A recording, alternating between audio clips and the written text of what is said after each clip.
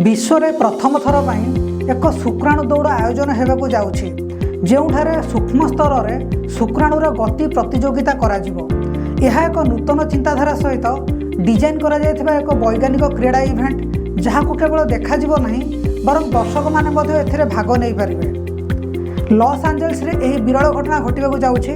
एही कार्यक्रम रे मानव शरीरर प्रजनन प्रणाली द्वारा अनुप्राणित होई एक स्वतंत्र ट्रैक प्रस्तुत करा जायछि।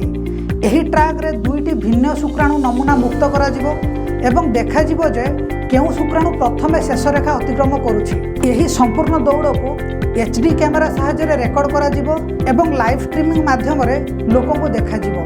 जेपरि फुटबॉल किंबा क्रिकेट मैच रे कमेंट्री एवं रिप्ले थाए सेहीपरि एही दौड़ को इंटरैक्टिव एवं मजादार करबा पई लाइव कमेंट्री एवं स्लो मोशन फुटेज व्यवहार करा जिवो। जदिओ एही कार्यक्रम एक गेम शो परि लागुछि, एहार उद्देश्य पुरुष प्रजनन विषय कथबार्ता करबा एवं सचेतनता सृष्टि करबा।